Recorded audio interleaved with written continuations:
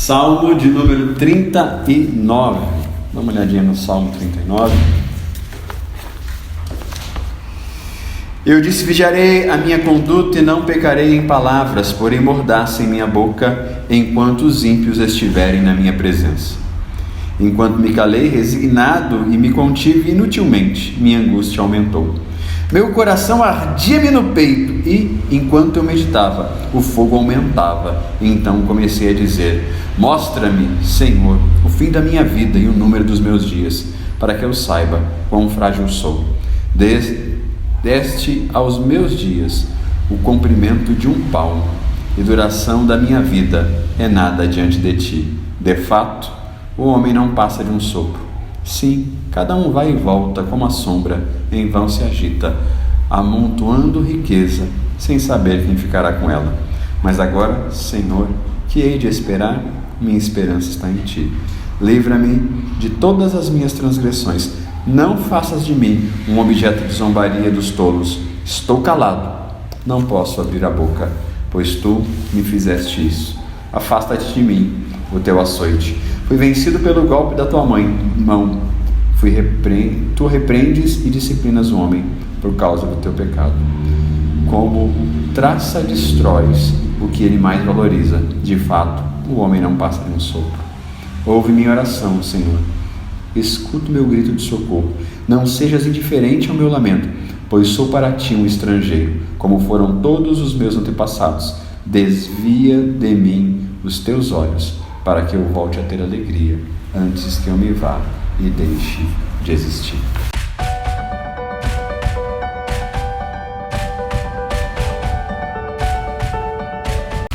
Deus abençoe esse salmo. Estamos pedindo a Deus que nos direcione, pedindo a Deus que faça do salmo um caminho de entendimento para o seu povo aprender a orar, aprender a falar com Ele. E aí, comentários sobre o Salmo 39? Vocês absorveram dele? Quem está falando? Por que está falando? Eu acho que Davi fala um pouco sobre... Acho que desde o 5 começa a falar bastante sobre como a vida é muito rápida e como as pessoas na Terra dão muito valor a isso, a vida aqui na Terra. E Davi pede, ao meu ver, né? Pede para mostrar os seus dias na Terra, para ele ver que a vida não é tudo isso quanto as pessoas valorizam. A vaidade, é arrogância pensar que a vida, você pode de muita coisa por causa da vida. Ela passa muito rápido. Uma doença pode te levar. Ele estava doente durante esse processo que ele estava fazendo essa oração. Então eu acho que ele está falando bastante sobre como a vida é muito frágil, muito rápida. Acho que ele está falando sobre o processo da vida, como valorizar mais essa vida. Um salmo que nos ensina a orar sobre o valor da vida, o valor da existência. Exato, pedir para Deus um caminho com propósito. Pedir para Deus nos guiar, ter esperança em Deus, buscar em Deus um propósito, porque a vida é muito frágil para viver em vão, exato. Tem que ter um propósito em Deus, buscar em Deus, porque é com Ele que temos a esperança. Não é um propósito qualquer, não é um propósito que cabe em qualquer contexto, que é respondido da maneira que a maioria das pessoas responde. Davi está tentando apresentar seguindo o teu raciocínio. Davi está tentando apresentar, então, uma conversa com Deus que ele está tendo sobre quão vazias são algumas coisas. Muito parecido com a conversa que o filho dele mais tarde vai ter, Salomão, né?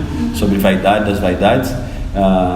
Tudo é vaidade, mas aqui ele, diante da enfermidade, diante da doença, fala assim: o que adianta, né? O que adianta eu ser o rei, eu ter a coroa, e agora eu estou morrendo, agora eu estou doente, e nada disso tem sentido. Porém, há algo com sentido na minha vida. Porém, há algo que traz valor à minha existência. É Deus. Concordam, discordam? Pode falar, cara. Eu concordo. É um salmo que ele escreve em meio à enfermidade. Começa desde o 38, né? Como se fosse uma continuação do 38. E ele está se lamentando porque em alguns relatos históricos diz que quando vocês tinham alguma enfermidade, a ideia era de que você tinha pecado contra Deus. Então ele está se arrependendo, tá? Se prostrando a Deus, falando assim, ó, isso daqui que eu tô tendo, se eu tenho algum pecado contra ti, eu quero que o Senhor me perdoe por isso, porque eu não aguento essa enfermidade que eu tô carregando. Então é um salmo, é uma oração de petição para Deus, né? Ele pede o auxílio, ele apela pelo auxílio de Deus. Eu acho que é isso. Caleb? Não, eu concordo com a ideia da brevidade da vida. E ele também fala um pouco sobre a questão da impaciência, um pouco da questão da arrogância, do orgulho, né? Então, eu li alguns comentários, principalmente o comentário do Spurgeon, e ele vai dizer que durante todo o texto Davi vai fazendo vários votos com Deus. Então toda vez que ele fala, por exemplo, no começo do capítulo, ele diz, eu disse. Quando ele diz eu disse, ele não estava dizendo simplesmente, não, eu falei, eu pensei. Ele está falando, não, olha, aqui eu estava fazendo um voto com Deus, eu estava fazendo uma promessa com Deus. Então eu estava pedindo algo para Deus, eu estava dizendo, Deus, olha, eu vou fazer isso e eu peço isso para você. Então ele fala, olha, eu vou vigiar minha conduta, Deus, olha, eu não quero mais pecar, olha, eu vou colocar uma mordaça na minha boca. E tudo isso ele está falando por causa de uma impaciência que ele sabe que ele tem. E a gente vê isso em algumas atitudes de Davi, né? Então, eu vou me deitar com aquela mulher, eu vou mandar o esposo dela para a guerra, tal. São atitudes que Davi tem no impulso, são atitudes que Davi tem porque ele sente que ele tem poder em alguns momentos, ele sente que ele tem força em alguns momentos, e aí ele toma algumas decisões orgulhosas, e aí aqui ele vai falar, olha Deus, eu não quero mais fazer isso. Então, eu tô doente, eu sinto que eu pequei, já passou aquela conversa com o Natan, eu quero conversar com você, eu quero falar, olha, eu peço ao Senhor, por favor, me ajuda a me livrar dessa minha arrogância, me ajuda a me livrar desse orgulho. Então ele vai fazendo votos, ele vai falando, Deus, olha, eu quero que a minha língua pare de pecar, eu quero que a minha língua pare de errar, eu quero que você me mostre o meu fim, porque Deus, eu sinto que eu estou chegando a algum lugar, então me mostre o meu fim, para eu entender o quão pequeno eu sou de verdade. Porque as minhas atitudes hoje são atitudes de alguém que acha que é grande, eu não quero mais pensar isso. Como a gente amarra isso no que as meninas falaram, essa questão dele guerrear para fugir da atitude pecaminosa, para enxergar um fim de vida com um sentido maior, como a gente amarra uma coisa na outra? Eu acho que tudo que ele fala é construído para isso. Então ele sente que essa doença, tudo isso que está acontecendo, ele sente que é para mostrar para ele, olha, você não é tudo isso que você está achando que você é. Então ele diz, Deus, olha, eu entendo que até agora eu tive alguns erros, eu já pedi perdão por algumas coisas, mas agora o que eu estou pedindo é que o Senhor mude algumas atitudes, algumas decisões que eu tenho tomado há tanto tempo que talvez eu nem saiba mais. Algumas coisas que já fazem parte da minha construção de caráter, da minha construção de personalidade. Então quando ele pede, ele fala, Deus, olha, eu estou doente, eu quero entender o quão pequena é a vida para o ser humano, mas eu quero entender quão pequena é a minha vida. Então eu peço ao Senhor, por favor, olha, nisso que eu estou fazendo, nas atitudes que eu tenho tomado, eu quero mudar. Eu quero mudar um pouco daquilo que eu tenho vivido há tanto tempo, porque eu quero que o Senhor me mostre que você é maior. Então, no final do capítulo ele vai falar um pouco sobre pecado, ele vai falar um pouco sobre Deus removendo a mão dele, e aí entra nesse lado de que, a doença é uma consequência do meu pecado com Deus, então é Deus que está me castigando, mas em momento nenhum ele culpa a Deus.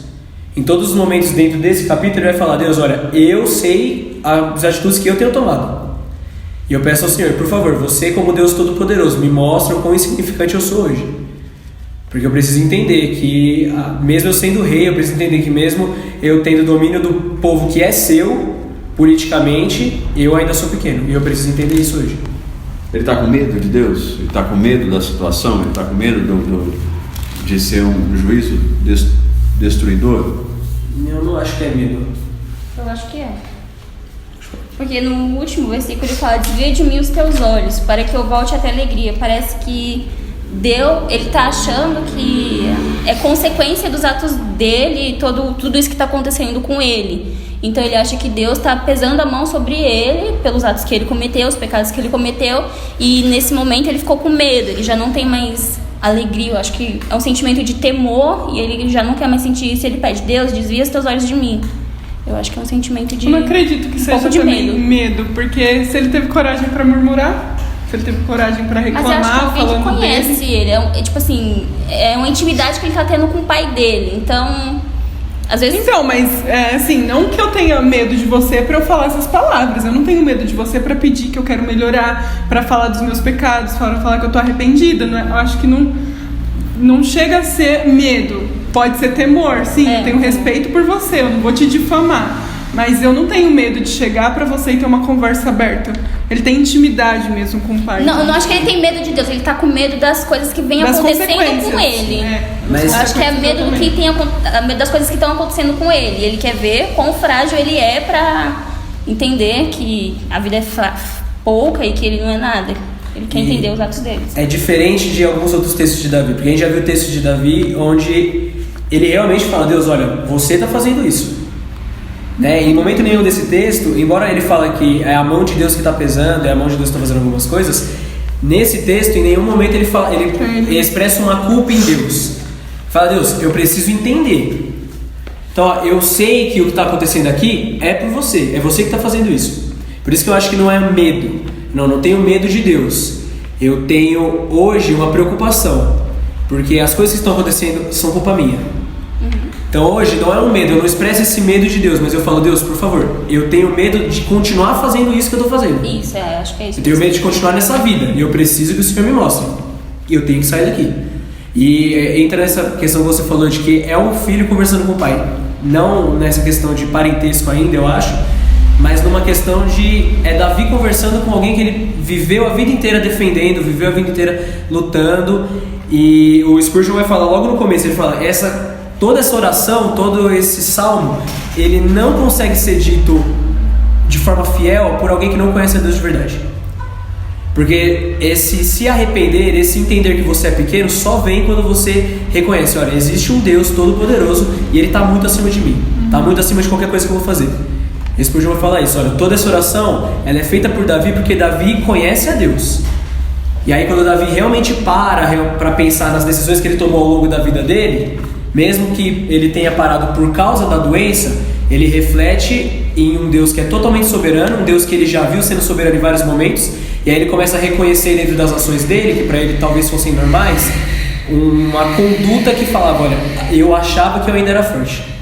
Mesmo quando eu lutei contra Golias, eu falei: o Deus de Israel é quem vai vencer você. Ali, talvez eu ainda achasse que eu era forte. Quando eu lutei contra Saul, ali talvez eu ainda achava que eu era forte. Quando eu me tornei rei, ali talvez eu ainda achava que eu era forte. Eu não quero mais achar que eu sou forte. Eu quero depender do Senhor completamente. Acho que o pensamento de vocês é muito bom, mas eu queria ver se vocês pegaram algum comentário, alguém falando sobre essa abertura desse salmo. A abertura desse salmo, ela é interessante. Sempre que você lê um texto, os primeiros versos, a primeira parte da história, ela é essencial para você compreender toda a história. Então, Davi abre: eu disse, vigiarei a minha conduta e não pecarei em palavras, porém mordaça em minha boca enquanto os ímpios estiverem na minha presença. Isso é um detalhe importante para você entender o pensamento que está se seguindo. Ele diz assim: eu não quero falar algumas coisas, mas não é que eu não quero falar algumas coisas contigo, eu não quero falar algumas coisas com você diante dos incrédulos. Eu não quero falar algumas coisas sobre você diante dos incrédulos. A ideia é, Davi abre dizendo assim: isso aqui é um esforço para eu ter uma conversa contigo, para que eu não venha a gerar um mau testemunho aí na terra. Eu estou mal, eu estou doente, eu estou angustiado, e se meu coração continuar preso em tudo isso, eu posso falar mal de você na frente de um incrédulo. Eu posso começar a murmurar e falar que o Senhor não existe, falar que as coisas não estão dando certo por sua causa. Então eu não quero abrir minha boca e gerar um mau testemunho. Eu não quero abrir minha boca e falar diante do ímpio aquilo que eu nem deveria falar isso. Mas principalmente eu não quero falar diante do ímpio tudo isso que eu estou passando. Aí ele começa a falar com Deus aquilo que ele está passando, dizendo assim: eu preciso falar contigo para eu não guardar isso e soltar isso na hora errada. Vocês pegaram esse lado da coisa? Eu peguei. Ele vai falando em alguns momentos, deixa eu só... No verso 1, o Spurgeon vai dizer isso, então ele vai falar que é uma oração que talvez a gente deveria fazer em alguns momentos, Então, olha, Deus, quando eu estou sozinho no meu quarto, eu tenho uma liberdade maior para falar sobre algumas coisas. Quando eu estou com pessoas do seu povo, eu também tenho uma liberdade maior para falar algumas coisas. Agora, quando eu estou com pessoas que não te conhecem, eu tenho que tomar alguns cuidados. Porque pessoas que te conhecem podem me corrigir. Né? Um sacerdote, alguém que lê as escrituras, eles podem corrigir Davi. Eu falo, olha, Davi, aqui você está pensando errado, aqui você está pensando isso, isso e isso. Agora, quando eu estou com alguém que não te conhece, talvez eles comecem a ouvir o que eu falo e eles pensem nesse Deus sendo um Deus que vai castigar as pessoas, sendo um Deus que vai ferir as pessoas. E ele cita também, ele volta nesse aspecto quando ele vai falar um pouco da questão da língua. Né? E aí o Spurgeon vai falar, olha, Davi tem uma preocupação de dedicar, acho que 1 ou 2 versículos só para falar sobre a língua e o poder que a língua tem. Então ele fala, eu quero refrear minha boca, eu quero que minha língua não fale isso, eu não quero mais pecar. E aí o Spurgeon vai falar que a língua às vezes tem o poder de destruição maior do que os braços de Davi tinham. Porque a língua, e o Spurgeon vai citar alguns tipos de pecado, por exemplo, com a língua. Então você pode maldizer alguém com a língua, você pode mentir com a língua, você pode gerar segundas intenções no coração de alguém com a língua. Ele fala, a língua tem várias formas de você desviar alguém de Deus usando somente a sua boca.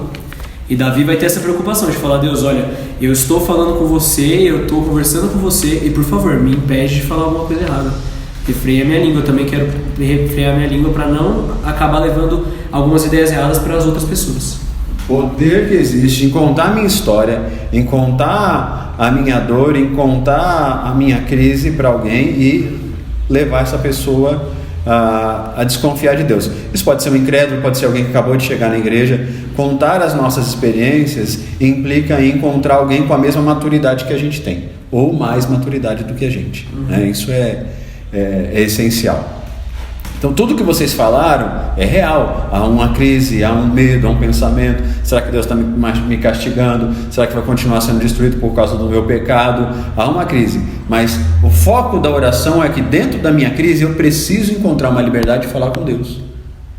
Eu preciso de um espaço para falar contigo, para que eu não leve só lutas, angústias e medo a pessoas que não estão prontas para ouvir o que eu estou falando. Então, o guia de oração desse salmo é a liberdade de poder falar sobre o meu medo, a liberdade de poder falar da minha doença, a sensação que temos muitas vezes de que Deus está pesando a mão, mas isso é uma conversa íntima entre eu e Deus. Isso não é uma conversa pública, ou não é uma conversa para o púlpito da igreja, é uma conversa entre eu, Deus e talvez um líder, talvez alguém que me dirija. Ao mesmo tempo, mostra quão essencial é ter essas conversas. Sim. Né? O Caleb fala, ele pede, me controla a minha boca, controla o meu pensamento, porque eu não quero pecar com os meus lábios. Eu não quero pecar com os meus lábios, mas ao mesmo tempo eu não quero ficar calado. Não quero guardar isso para que isso vire sequidão e amargura no meu coração. Sim, no versículo 2 ele vai falar disso. Ele vai falar, enquanto me calei resignado e me contive inutilmente, a minha angústia aumentou. Ele fala, olha, eu não ia falar nada. Eu prendi isso dentro de mim, eu passei por essas coisas e eu não ia nem falar com você. Mas quando eu fiz isso, a minha angústia aumentou. E o Spurgeon vai dizer até que é alguma coisa, ele vai chamar de dama, ele vai falar uma coisa idiota. Porque as reclamações que Davi tinha talvez nem fizessem sentido em alguns momentos. De que Deus, você é quem está me punindo, a culpa é sua. Algumas reclamações que Davi teve ao longo dos anos. Mas ele fala, quando Davi fazia isso, pelo menos a angústia dele não aumentava. O coração dele não criava medos, o coração dele não criava algumas coisas. Quando Davi começou a segurar, ele fala nesse versículo, ele fala, aqui foi uma decisão estúpida. Porque Deus tinha liberdade de conversar com isso, mesmo se ele falasse alguma coisa errada. Mesmo que ele falasse alguma coisa que não ia condizer com as decisões de Deus. Mas ele tinha uma liberdade. E prender isso gerou mais mal do que falar isso. Aí a gente compreende melhor o final do texto que a Érica citou, né? Desvia de mim os teus olhos. No sentido de desvia de mim os teus olhos enquanto eu estou falando algumas coisas. Ou seja, me dá liberdade de falar contigo, porque eu vou falar coisas e eu não quero te ofender. Porque é muito interessante os 2 últimos versos. Ele abre o 12 dizendo, ouve a minha oração, e abre o 13, desvia de mim os teus olhos. Então assim, eu quero falar. Então não tem como eu falar contigo se você estiver distante. A única coisa que eu quero que você me ouça, mas não quero que você me condene. Eu vou abrir meu coração, eu vou falar de coisas, vou falar do meu sentimento para contigo, dos meus medos para contigo. Não me condene por causa disso. Eu vou falar contigo e não vou falar com outras pessoas, para essas pessoas não se machucarem. E eu preciso falar. Me conduz na tua graça. Amém? Amém. Deus Todo-Poderoso, nos conduz para a tua graça. Dá ao teu povo a liberdade de falar contigo em todo o tempo, mas que a nossa fala, o nosso coração nunca gere mau testemunho na terra, em nome de Jesus. Amém.